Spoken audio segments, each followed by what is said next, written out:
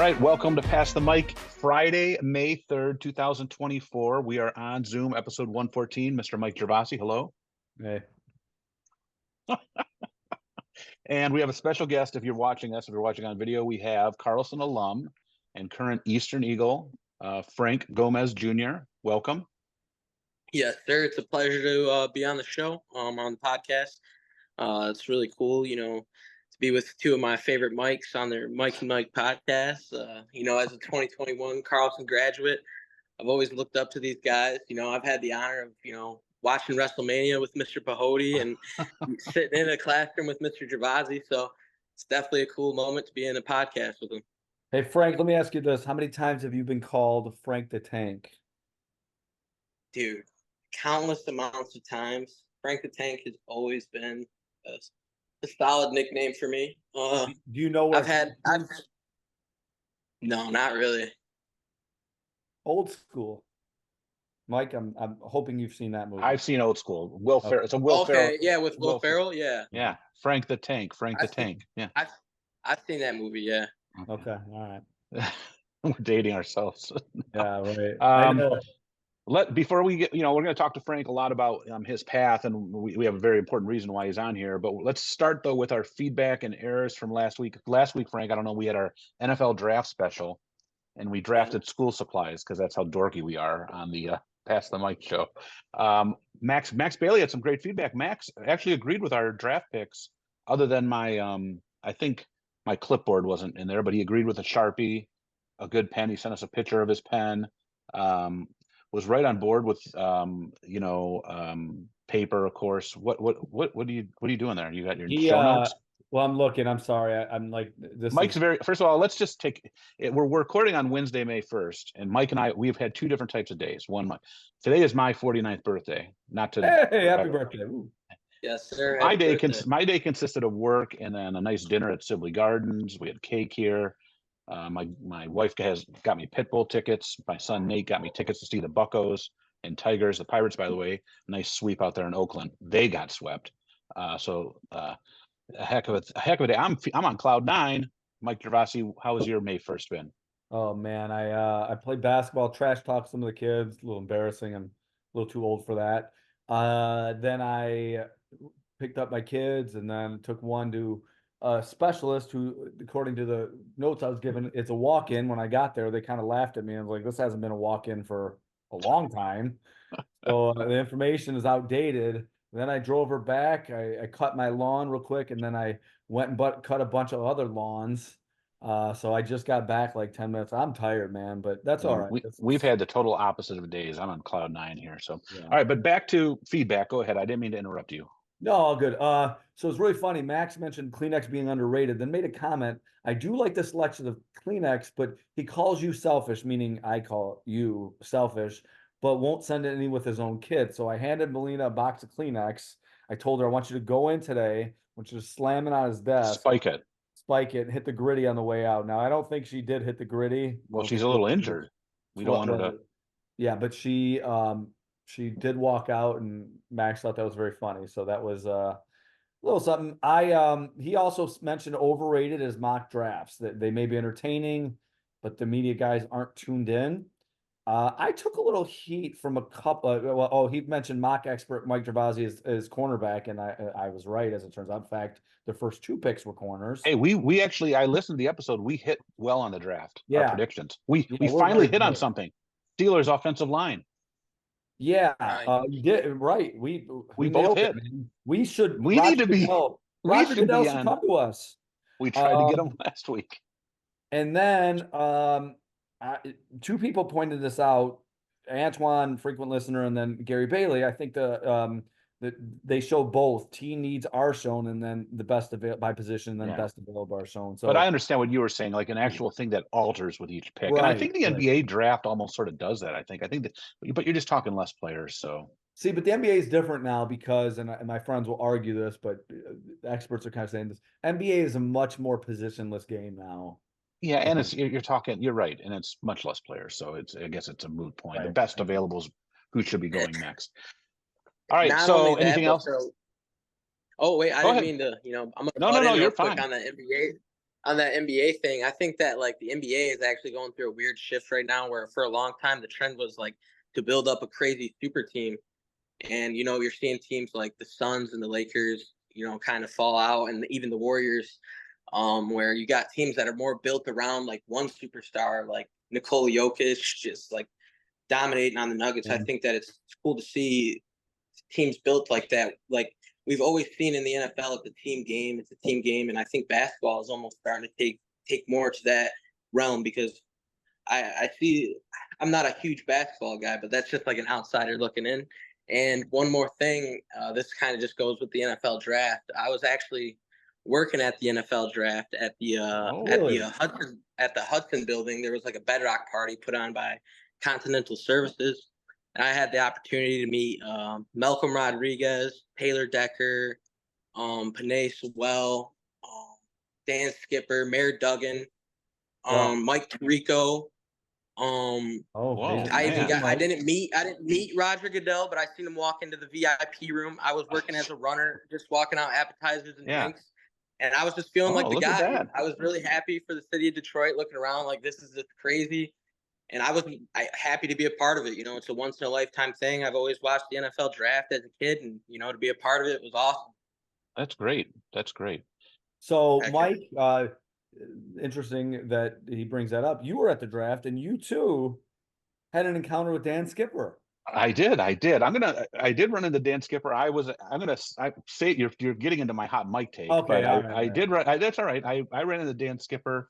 I was at a NFL alumni party at Ford Field, and I ran into Dan Skipper on Friday night.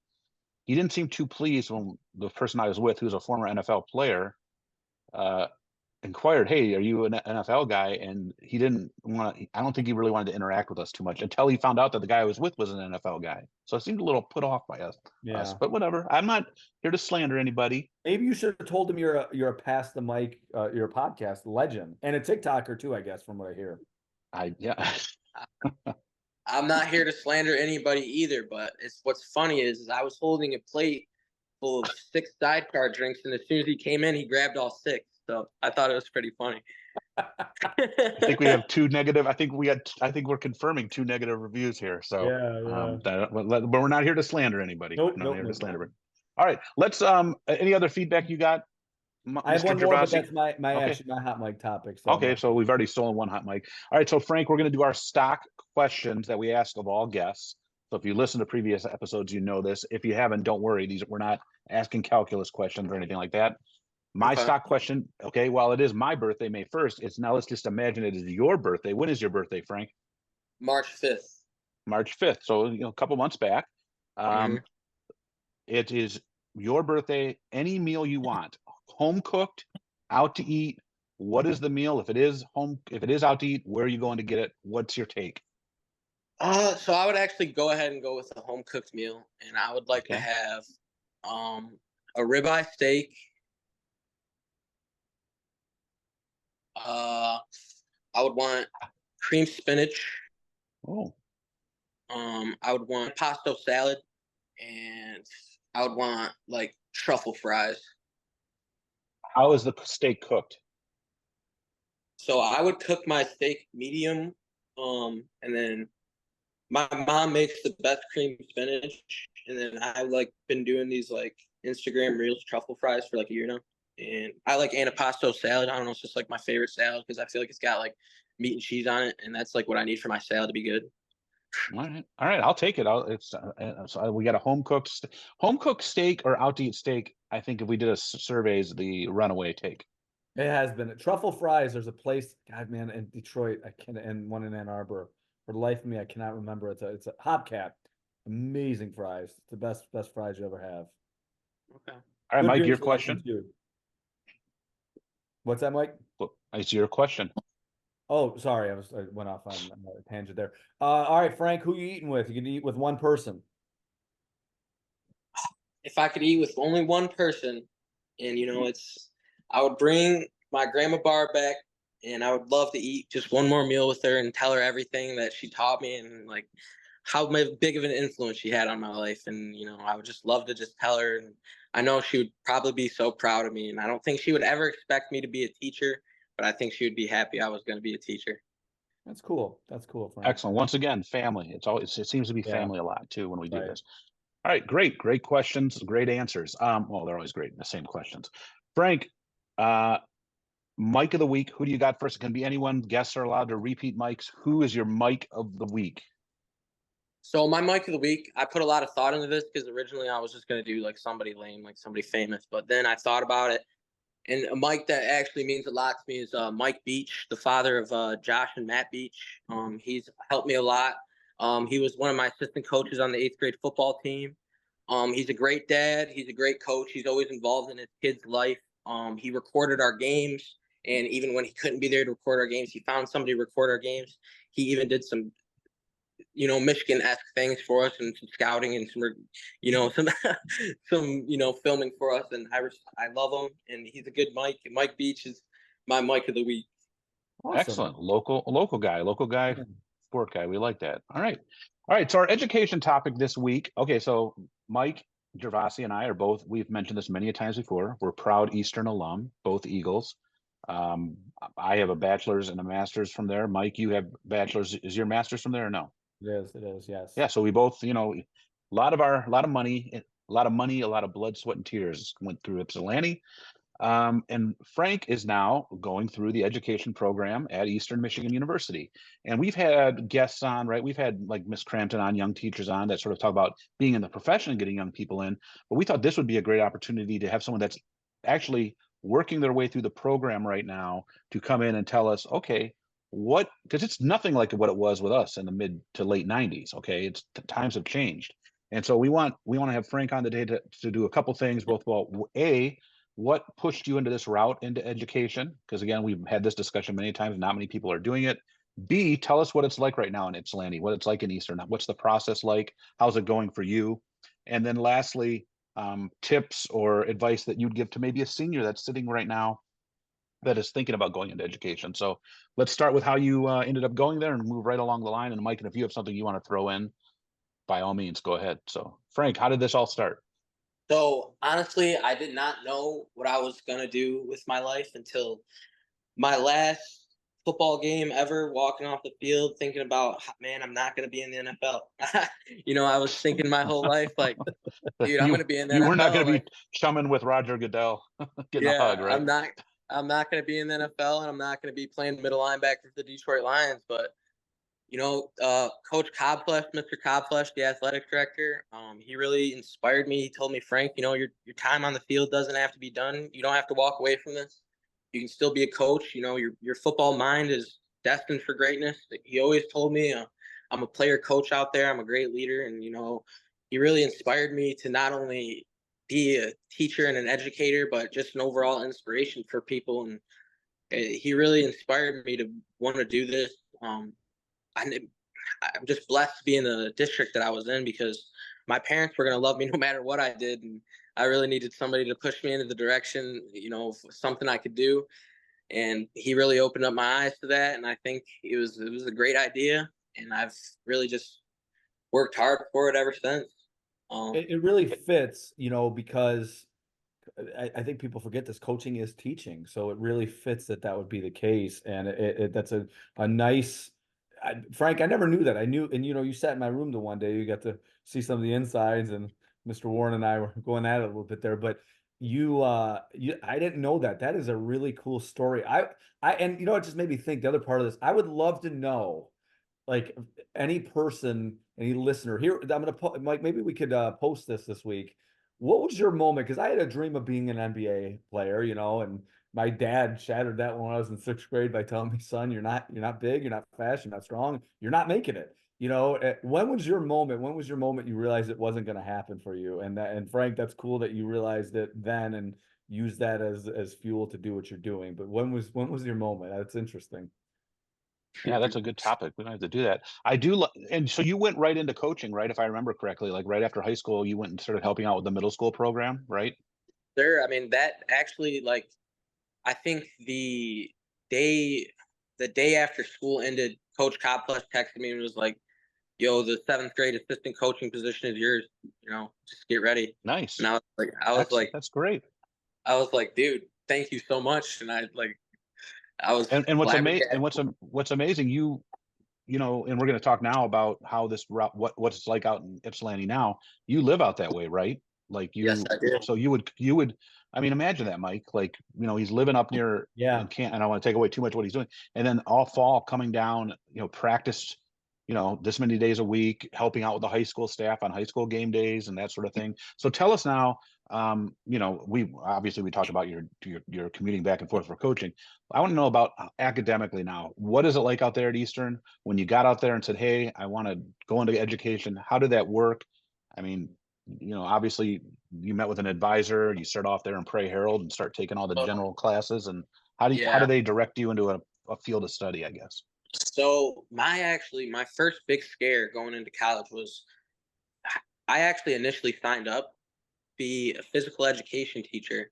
In my first advising appointment, they said, "Well, here's a list of programs we're no longer doing this year," and the one that I picked wasn't on there. And I was on there, and I was like, "Man, well, I don't know. This sucks. I don't know what I'm gonna do." And I was like, I've always been pretty good at history, and I think that like I loved watching YouTube videos at the time and just random history videos and learning about history just on my own. And I think that I've had teachers along the way, Mr. Gervasi being one of them, just always make me interest and spark my interest in current events and what's going on today and how they relate to the past. That was really what made me want to do history. And then what made me stick with Eastern instead of just switching and going somewhere else for physical education was just like the small knit commute, like the tightness of just going into Porter 206 and talking to an advisor about my education from step one to step done. That is it's literally a plan set for you. Like the advisor there is so good. Aubrey Bryan is my advisor, and she's been my advisor since my freshman year, and she literally has walked me through every step of the way, made sure I was on track. You know, walking in my first class, I think it was the Judy Sturgis Hill building, communication. I was really nervous, and I walked in there, and there was like 30 kids, and I was like, man, this isn't too different from high school. And ever since then, You've been just um, cruising. That's What's cool. your, so you're a history major? Do you have a history. minor? Yep. So you don't actually have to have a minor with my degree because it's like a history and social studies comprehensive 6 through 12 Okay, secondary. 612 cert. Yep. So you'll be able to teach, am I wrong in saying history, econ, civics, Yeah. sort of like what Mr. Gervasi has, correct? Yeah. Econ, Yep. civics, geography. Trying to think of all the subject areas. Missing world history of U.S. history. So yeah, that covers everything there. Well, that's good. So it's the full social studies. That's good. When is your student teaching semester penciled in for or penned in for? Fall of 2025. Do you Fall of know, you have no 2025. idea where you're doing it at this point, right? So I know it won't be at Carlson, but Right. I'm pretty sure it's going to be somewhere downriver. So Okay. Frank, I gotta tell you, it's really interesting to me, and it's funny how things, just the circle of life.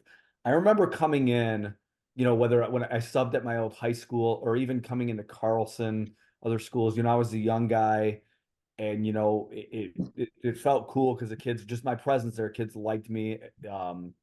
At times, I'm certain I got walked over, but when you were there, you were the liked guy, and I was the old guy in the background that nobody likes, and it's there's those moments in life, and Mike, I'm sure you've had them when you realize you're getting older. And they come much more frequently now, whether it's teaching kids where I know I taught their parents, or as simple as like mentioning my favorite rock group and they don't know who it is. So, but that was one where I was like, man, I'm that old dude now, and that kind of sucks. But they loved Frank, so it was pretty cool. And I'm sure Heck he's yeah. coached a lot of those kids like in the middle school Yeah. and comes up. So yeah, That's always excellent. awesome when I walk into a room and they're all like, Coach Frank, Coach Frank. Yeah. Today I was just in for Lipto and they were all super excited. We've mentioned this on a previous episode, and when I first started, I was advised to coach track and field, and I had zero knowledge of track and field. It was the best career move I could ever made because all of a sudden I had 30, 40, 35 boys that had my back, when I came in as a rookie teacher. You know what I mean? Like even when I was being a jerk or yelling at somebody, these people would say, and I'm telling you right now, Frank, I coached varsity track for 15 years. I've been on and off. I'm back to cross country now. I've coached middle school track. I will pop into establishments now at 49 years of age, and people still call you coach. Coach Peyote. It's the craziest thing in the world. And the story I'm going to talk about at the end of the show. That it's just and it's not about the pay for that, but what it helps with the main part of the job. And a lot of people don't do it. Less and less people do it nowadays. When I was doing it, like a big chunk of people did, and the people that do it should be commended. What tips do you have for, like, if I'm a high school senior right now, or possibly a high school junior? One of them I think I'm going to steal from you right now, that I try to tell everyone that's going to college, is get to know your advisor, get a positive relationship with that advisor. And if that's not working, find one that does. It sounds like you have one, because like you said, your opening story is a great example to all students, right? Like you were sitting there saying, I'm going to go into PE. You walk in that, if you don't go talk to an advisor and you just start signing up for classes, right?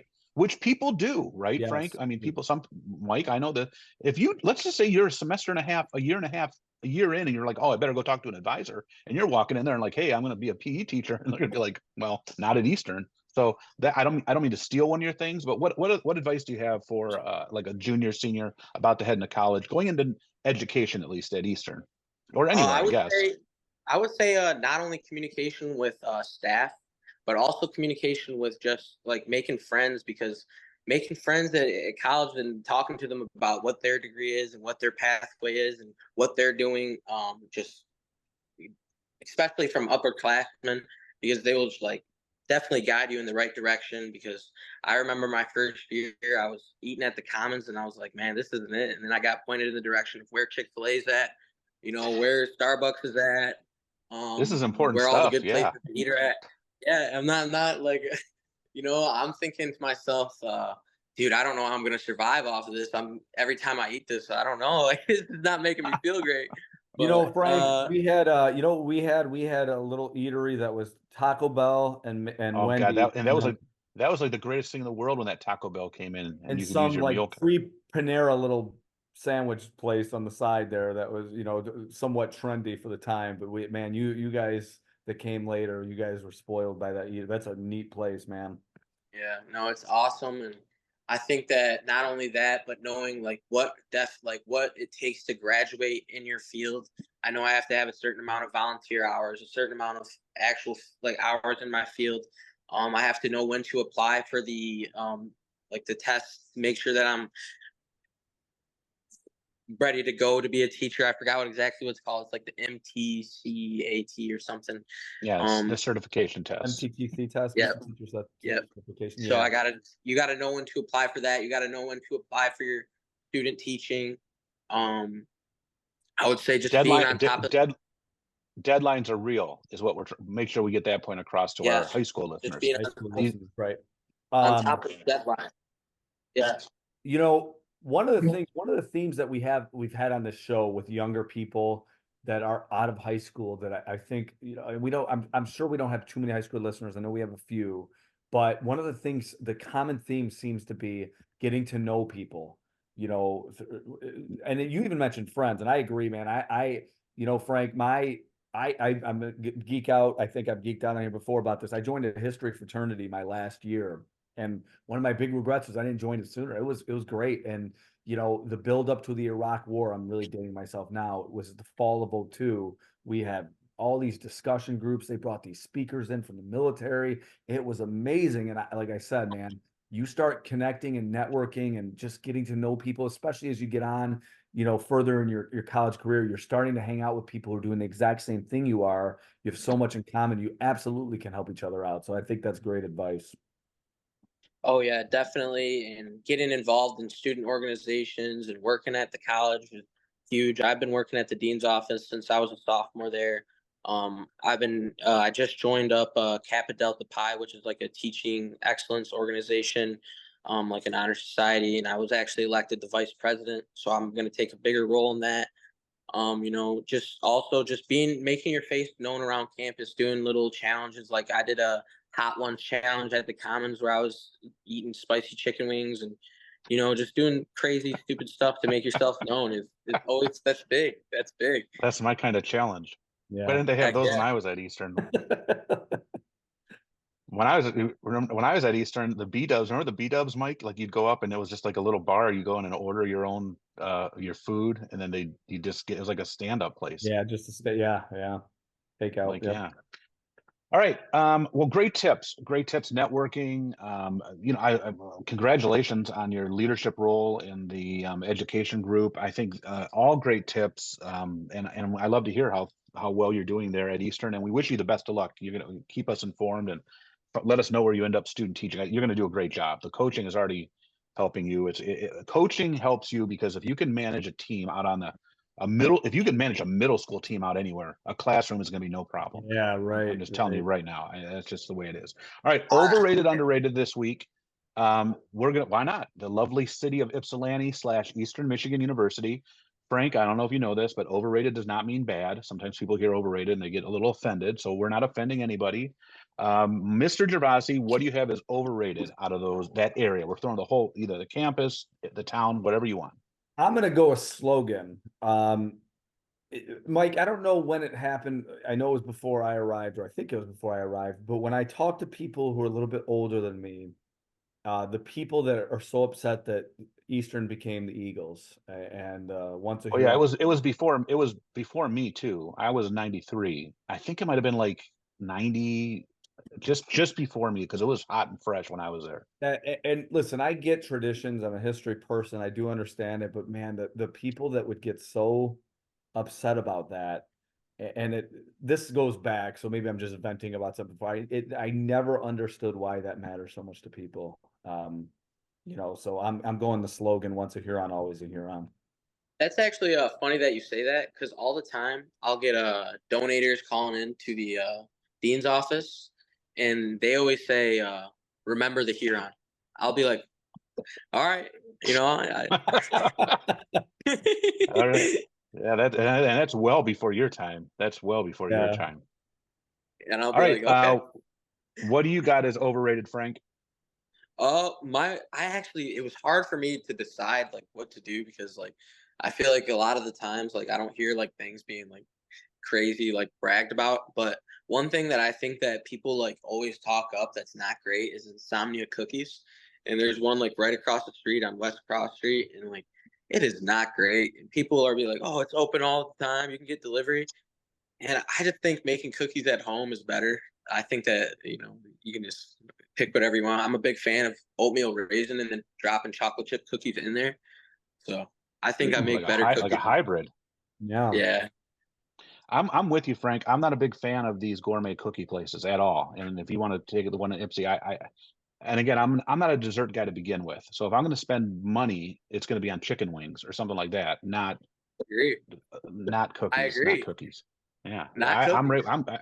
I think that's a great call. My overrated, and again, not bad, but the thing that everyone seems to think about when they think about Eastern Michigan University, we talked about this one a little bit earlier when we were in my office, Mike. It's the water tower.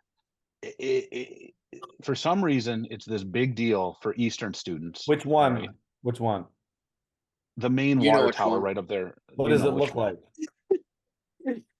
But I don't know what you're talking It's about. just, You know we which are one you're family talking friendly. about. We're family friendly. Okay, all right. Uh, I guess I I'm not mean, gonna. but this is exactly what I mean. Stuff like this. It's just okay.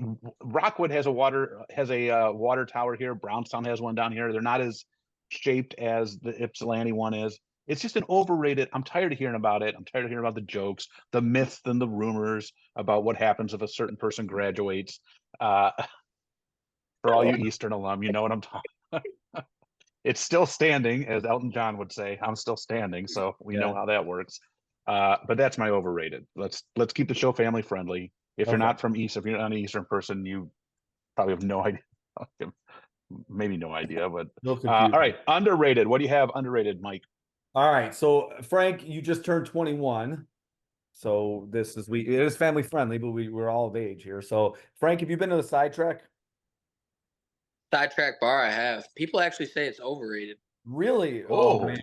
Yeah. I disagree. Now maybe it's because I'm not out there very often, but we have a thing that we're gonna try to get back to this summer where we go to the beer fest, which takes place in Ypsilanti in the open field there that's by Depot Town. But we hit sidetrack first. The beer selection there is outstanding.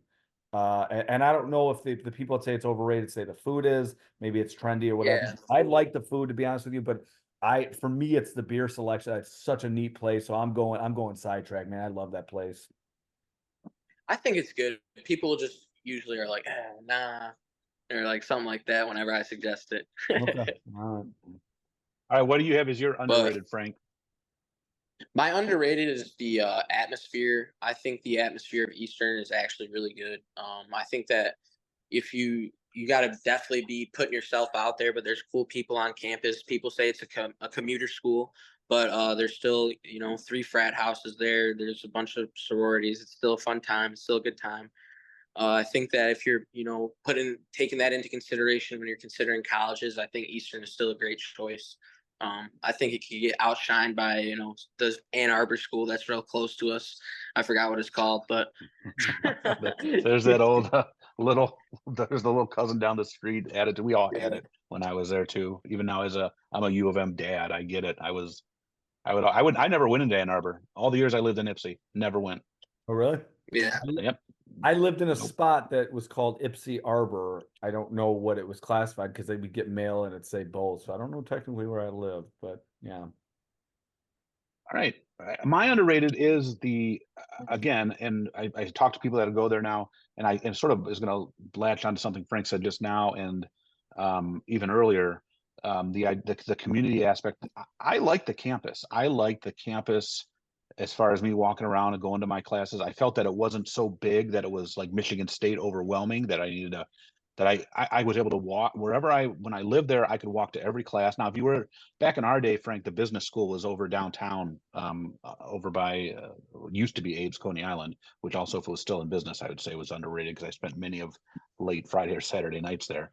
But now that the business campus, I believe, is back on campus, I mean, everything was right there. I could walk to even the classes that weren't in my major, science classes, Yeah. everything. And that was before they built the new light.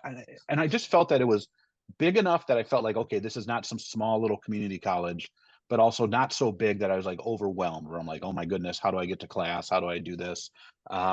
It sounds as if, one of the halls that I lived in is getting knocked down, Jones Hall, I think, which was older than could be when I went there. But to me, it was just, I don't know, it was still a big school. I mean, there's still a lot of kids that go to that school. We're not talking. So to me, it's almost like what people say about like Carlson High School. We have about 1,100 kids. We always say that's almost like the perfect because you know every teacher that's there. You're not so big that you don't. And I feel that's the same way with Eastern. It's not so overwhelming that it's intimidating that you're going to get lost in the mix, but it's also not so small that it's like not even worth going to there as a college. That's exactly how I feel, honestly. I think it was the perfect choice for me. It was close to where I know everybody, where my hometown's at, and then it's like also a big enough school to where I don't feel like it's little. I think Yeah. it's great. I mean, they are in the lower end tier, but when I went there, like I said, the basketball program was amazing, and we didn't play over in the big George George Gervin. Gervin's arena. We Right. played in Bowen Fieldhouse, which was like the old gym. And I still remember Bonzi Wells coming in and playing and ESPN being there. And you're right up on top. It was a gym, it'd be like, and it was a fun atmosphere. And you just walked in and there's no charge. You just had to get there early. And just small things like that it's a little bigger.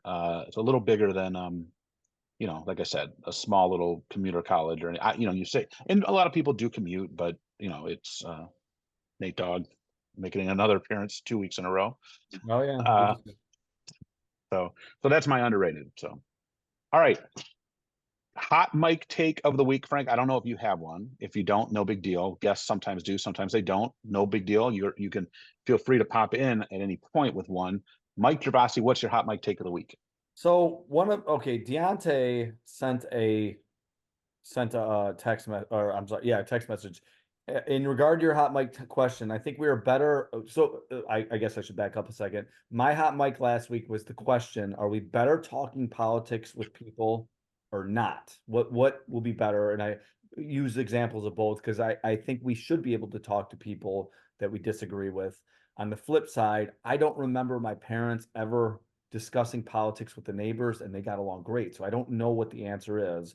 So this is what Deontay said. I think we are better talking about it with people who have different opinions, but only if the purpose of the discussion is to listen, learn, and understand.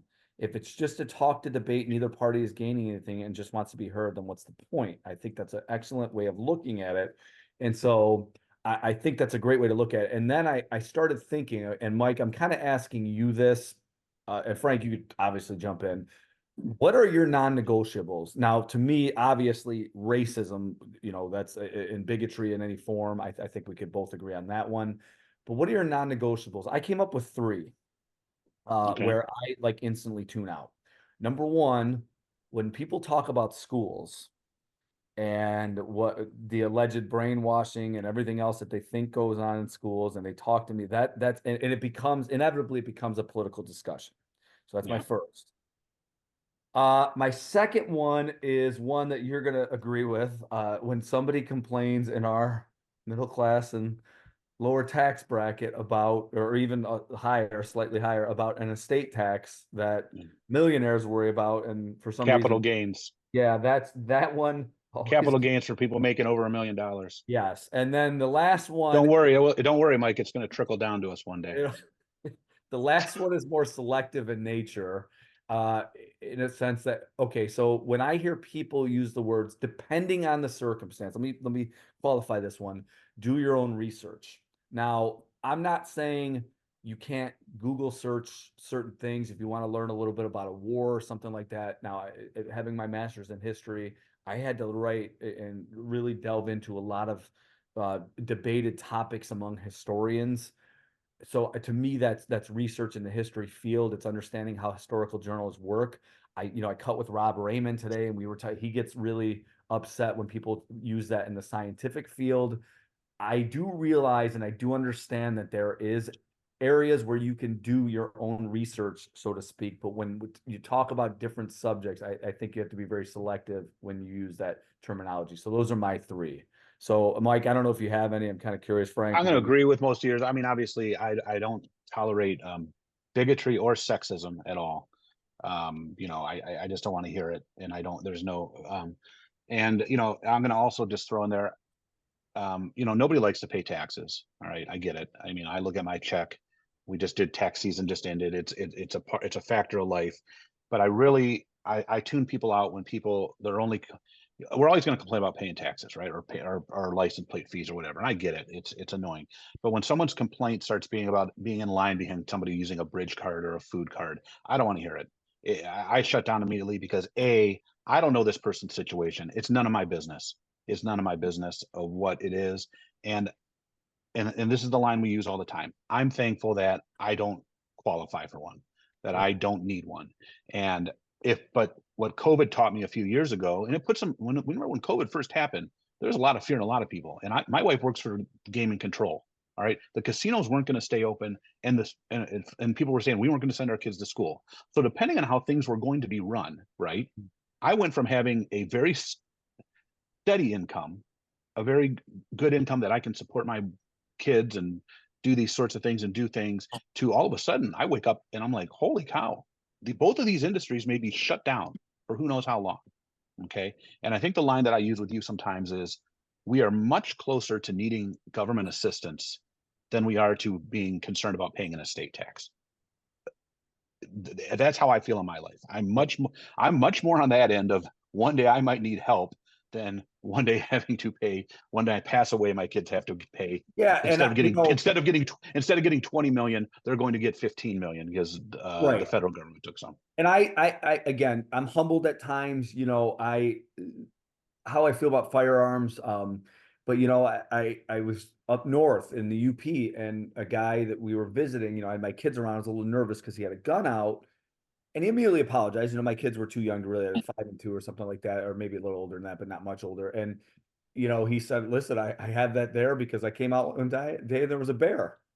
Yeah. And that, I mean, who's going to argue with that? You know what I mean? And so I think you do. I think Deontay's right. You have to listen to people, hear their point of view, and be willing to learn. I'm just curious, and I think that's a good model to live by. I hope I don't think I live by it enough. depending on the person, I have a colleague who he and I differ quite often, but he grew up in a much different area than I did. So he's naturally going to see the world different. And I think it's important, we both seem to understand that. And so we get along much better, I think, because of it. But like I said, I wanted to just hear your non-negotiables. So yeah. A certain thing that I teach to my leadership skills class all the time is we need to listen, not to listen to form a response. Sure. Yes, That's the definitely. most important thing we do. So Definitely. Frank, Oh, that's great. I think something that makes me really mad is when I'm talking to somebody and it's almost as if and this comes from players a lot of the times. I'll tell them something and it's almost as they have an automated generated response that they already have in their mind that they're going to say before I even can get my sentence out.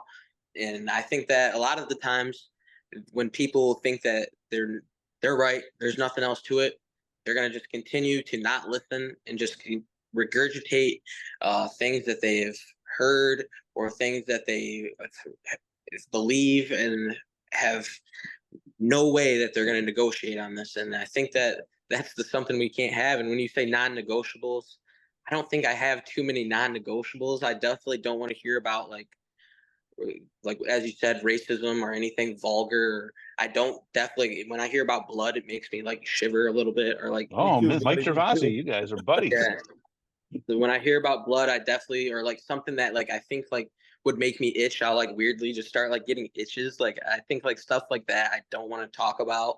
But there's not too many things that you can't sit down and really like have a good conversation with me about because I can see like both sides of a lot of situations. Let me give you a good coaching tip when you're giving those coaching speeches. This is a line I use with the kids because I used it one time when Miss Halderman was actually lecturing a kid and the kid was trying to do what you said. Say, I stepped in and I yelled right back. I go, this is a one-way conversation. Coach to you, shut your mouth. And that's how I would always handle it. Until one that way there is not even a thought of anything coming back. And if they keep talking, then the conversation's over. But that's my line always when I'm coaching. It's a one-way conversation. And see, Mike, your mind went there. Frank, when you said that, all I could think about is, Frank, one day you're going to have kids. And almost every response is going to be automated. It's going to piss you off. So it's just yeah. Oh yeah, that's true. I mean, it is. All right, my hot mic take, as you hinted towards earlier, I had no intentions. I had no intentions of going down to the draft. We talked about like how I was not going to deal with it, and then on Thursday at about 1 o'clock, I got a text from a phone call actually from my former track athlete, Quentin Hines, who went on to play college football at Cincinnati. Akron, was a free agent signee with the New England Patriots, has a Super Bowl ring. Well, he was invited as an NFL alumni to a draft watch party at Ford Field. And how could I turn this down? He wanted me to be his +1. And so I went down there, and this is not I'm not here to name drop, like, no offense. I like the name drop. I will. I mean, I met like TJ Husmanjada, Braylon Edwards, a couple of NFL guys that were there. And there were some other people you didn't really know. Great food, great drink, up in the club level of Ford Field. Great event. But also before the draft, Quentin and I took some time to walk around the city of Detroit. And this is what my hot mic take is. It's not the draft. My experience was great. I loved it. I want to thank Quentin. I did throw him off the team many years ago. And for some reason, he still keeps me around as his friend. My shout out is to the city of Detroit. I texted I told my wife this. I texted you guys this. Frank, you are very fortunate. Mike and I, we grew up in an era where if you went downtown, you were going to one specific location. You were going to Tiger Stadium down there at Michigan and Trumbull. You were parking down there, going there and getting out. You were parking over there in the Cobo garage, going to Joe Louis and leaving. You weren't walking anywhere. You weren't walking for any stretch. There was nothing worth going anywhere. I mean, I'm not trying to be negative, but that's just the way it was. What has taken place since our childhood in the mid 80s, low 80s to now is unbelievable. If you would have, if Mike, right, like if you would have told us this back when we were like 10, 11 years old, someone would have shown you these pictures, you would have thought they were nuts. Yeah. Detroit was I mean, with murder, with murder capital of the world. It was the '84 Tigers, the infamous picture. It was just I remember kids would use the words like scum and scumbags and stuff like that, and that was as recent as like 2009. And so, I mean, I parked at St. Antoine over by Ford Field. We walked through over to Greektown. We didn't go into the draft, but Greektown was hopping. They had, shout out to Carlson alum Malia Kaur. She was working as a Detroit police officer. I saw her down there. Greektown was hopping. I think back to when I ran the International Half Marathon. I mean, you could go from Midtown up where Wayne State is and walk all the way downtown. I mean, the queue line, I mean, the areas that you can transverse on foot now, if you would have told somebody back in the 80s, they would have thought you were crazy. They would say, there's no way. There's no way. I hope you guys are okay with Dennis joining. That's fine. We had Nate and Dennis. We have so my big shout out is and there are still people, which is crazy to me, that don't go downtown. That their mind is still in the 1980s. I don't know what is going on. You're missing. I was talking to Wally today. He took the kids down right to the DIA and the Mexican town. I think they went today for the field trip. I was saying I got to go back down to the DIA a few more times. It's free as a taxpayer. Like just go down there this summer, like take advantage of it. And I mean, not just sporting events. I mean, we're very blessed. It's a short ride for us. Parking, the one thing there's tons of parking, right? Like all over. You can't complain about parking. So again, hats off. I mean, the bashing of, and what's funny is the bashing of Detroit, it's got to stop eventually. Like the jokes aren't even funny anymore, right?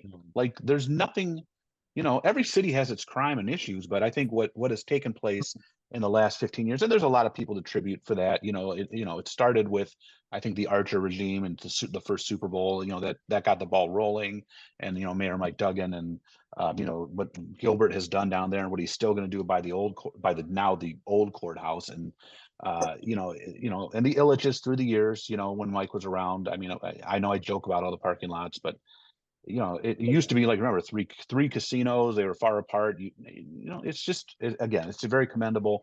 The schools are getting better.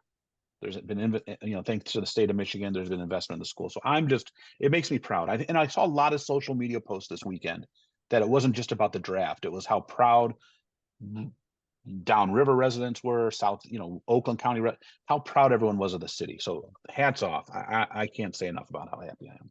Oh, it was awesome, man. Just all the people there every day, and everybody just having a great time. And I think that was really, it made me proud to just be from the area, and made me proud of just everybody having a great time. I think that there was a lot of opportunity for that event to happen anywhere else, and for Detroit to take that opportunity and take advantage of it. That's awesome. That's really awesome. All right. Excellent. Well, listen, we have nothing to pick. We could have picked draft picks. I'm not picking Major League Baseball. Bad news. Do you get the bad news about the Tigers, Mike?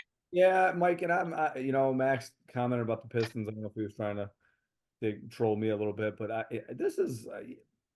know you're mocking, but the Tigers are doing pretty well. We haven't had a lot to cheer about at the Lions, and maybe I got to start modifying that a little bit, because Tigers are starting to win some games. This is a bummer. It really is, and I'm not. How many full games did you watch? How many full baseball games on Fox, whatever it's called, or Bally's? How many full baseball games have you watched? Probably full games, not very many, but I do tune in. I mock it because I know it might be zero, but Mike, I tune in almost every night. That's even counting the games I fall asleep to on the couch, which now I don't know what I'm gonna have to get one. I'm gonna have to get one of those white noise machines or something now that Bally's is off Comcast. I'm with you on making fun of it. I'm watching the NBA playoffs and I'm asking myself. Now, there's been some crap blowouts too. There was a blowout tonight. Boston won by 55. Not that much, but I'm not exaggerating that much. But the New York Philadelphia game, like I don't. The game last night was amazing. I don't know how anybody. We all have preferences, but as a sports person, I don't know how many could say that they'd rather watch a Tiger game versus that. But at the same time, I mean, in the summer, what else do you have? And if the Tigers can make it interesting, good. I mean, all the better. It's kind of you're not buying, but I'm not buying. Even when the Tigers were at their best, I wasn't watching like 26 games a year on TV. I just wasn't. I mean, if there's a big series or something, it's just something that doesn't lead itself to watching a full 9-inning game. A football game, yes, I can watch. The Steelers are on prime time. I'll watch the game even if it's like week 4. But Major League Baseball, man, I'm sorry. It is what it is. So no picks this week. Frank, you were an excellent guest. We greatly appreciate it. We wish you the best of luck. I hyped up the episode to Brooke today or the other day in school. Told her that we were going to have you on. So we're trying to get it all out to the whole Gomez family so that you're so again, this is going to be on Friday the 3rd, right? So great guest, fellow Eagle. So graduation date then is planned for the December of 25. Yes. Yep. December 2025. Were you a December grad, Mike, or were you a I, spring I grad? was June, May or whatever I was a May, spring. April, May. Yeah, I student taught in the fall. Student teaching, I believe, is easier if you do it in the fall. Agreed. That's what everybody's been Just saying, and that's why I designed it that way. I could have took some yeah, summer classes and did it in the winter, but I think starting at the beginning of the year is a better idea. yeah. I mean, I think it's just easier because even though you start college semester, you don't. Even though high school classes could switch, sometimes you catch right, Michael. You actually end up catching. Like Are you catching the second? You could end Yeah, up only getting like a week or two of the old right. semester. I mean, it's just weird. To Weird. me, you're right. Like a start of a year, as far as the kids know, you're just another teacher there in the Yeah. building.